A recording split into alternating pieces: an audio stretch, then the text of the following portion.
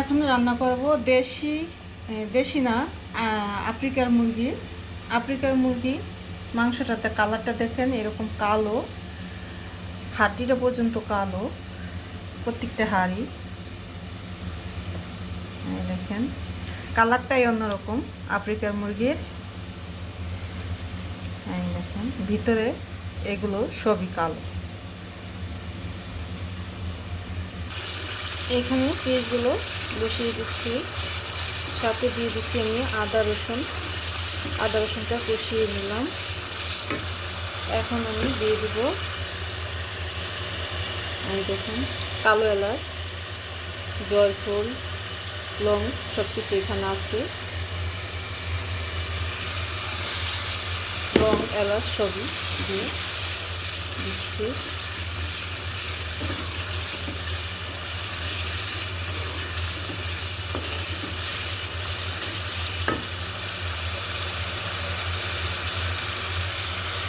এখন দিয়ে দিচ্ছি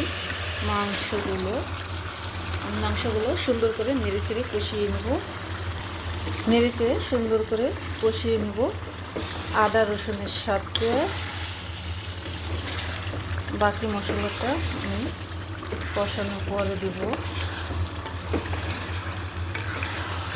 সাথে থাকুন, দিয়ে দিচ্ছি স্বাদ মতন লবণ,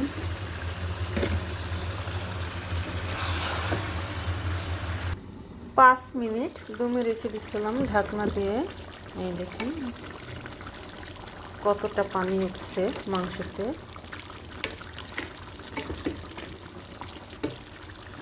কারেন্টটা চলে গেছে।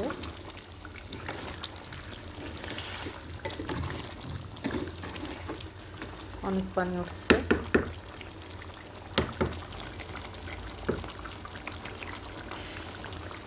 আমি সুন্দর করে কষিয়ে নিব।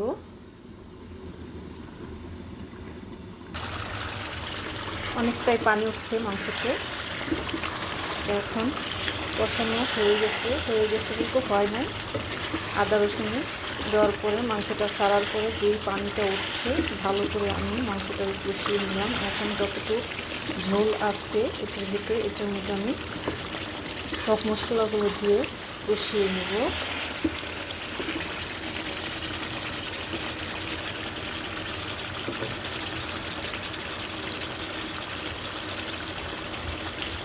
দিয়ে দিচ্ছি হলুদের গুঁড়া,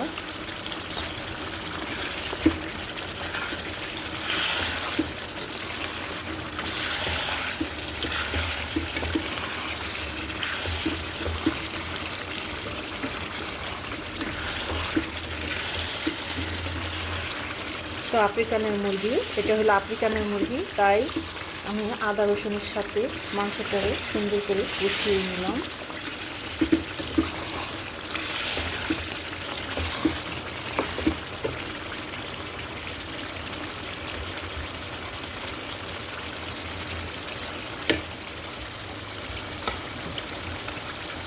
দিয়ে দিচ্ছি ধনিয়ার গুঁড়া।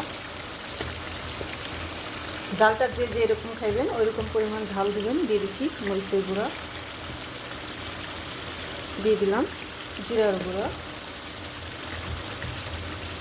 মাংস বুঝে পরিমাণ করে মশলাটা দিয়ে দিচ্ছি আমি সব।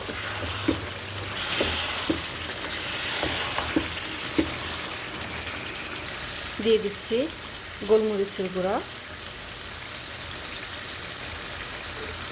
এখন নেড়েচেড়ে মশলাটা আমি সুন্দর করে কষিয়ে নেব।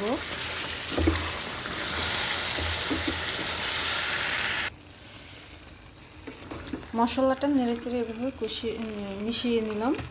এখন আমি দিয়ে দেব একটু পানি। কারেন্টটা চলে গেছে। এই পানিটুক দেওয়া হলো। মশলাটা আমি আবার সুন্দর করে মশলার সাথে কষিয়ে নেব।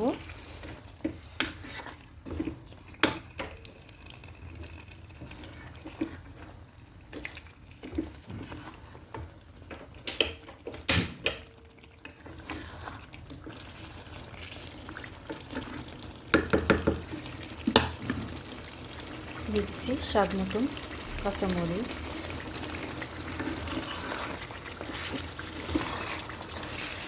কাঁচামরিচের ফ্লেভারটা আলাদা, শুকনো মরিচের ফ্লেভারটা আলাদা, তাই কাঁচামরিচ না দিলে তরকারিটা মজাই আসে না।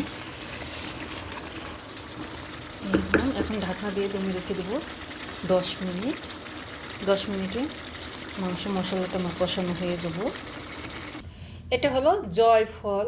এই জয়ফলটা এখন আমি ভেঙে সুন্দর করে গুঁড়া করে দিয়ে দেব মাংসের ভিতরে।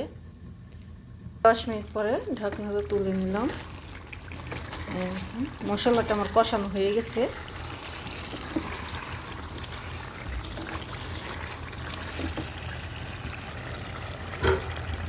এখন এর সাথে দিয়ে দিচ্ছি জয়ফল ফাঁকিটা। মাংসটা সুন্দর করে মশলা দিয়ে কষানো হয়ে গেছে। এখন আমি দিয়ে দেবো জল, দিয়ে দিচ্ছি গরম পানি।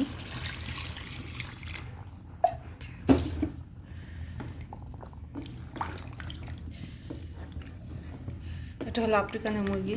আমাদের দেশি মুরগির চেয়ে এটা বেশি শক্ত, তাই জালটা হবে অনেক ভালো করে সিদ্ধ করতে হইব।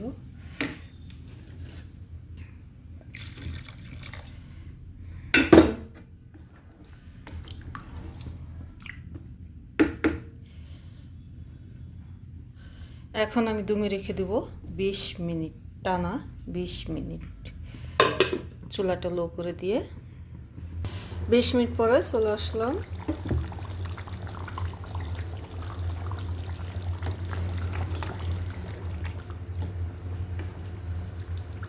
মাংসটা সিদ্ধ হয় নাই, আরও সিদ্ধ হইব।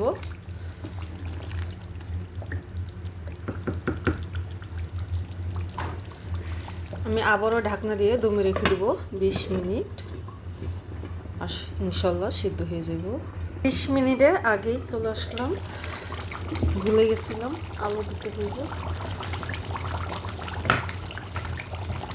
আমি এরকম করে 6 টুকরা আলু দিয়ে দিচ্ছি। আমি নিজে খাওয়ার লিগে মাংসের ভিতরে আলু না দিলে আমি তরকারি খেতে পারি না।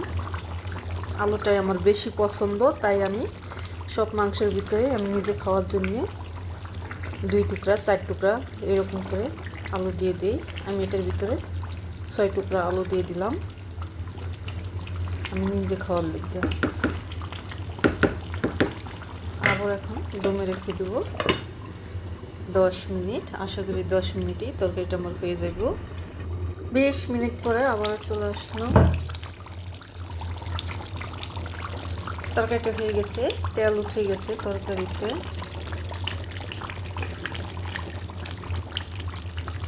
মাশাআল্লাহ অনেক সুন্দর হয়েছে। এই দেখেন মাংসটা কালো, হাড্ডিগুলো কালো, আফ্রিকান মুরগির মাংসগুলো কালো। এই দেখেন কালারটা কীরকম মাংসের, এই যে হাড্ডিগুলো এরকম কালো।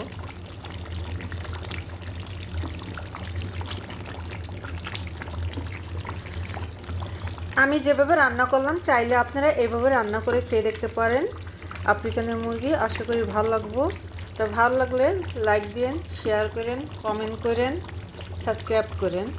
তা আগামীতে দেখা হবে আবার নতুন কোনো রেসিপি নিয়ে ইনশাআল্লাহ। তা ভালো থাকেন, সুস্থ থাকেন, খোদা হাফেজ।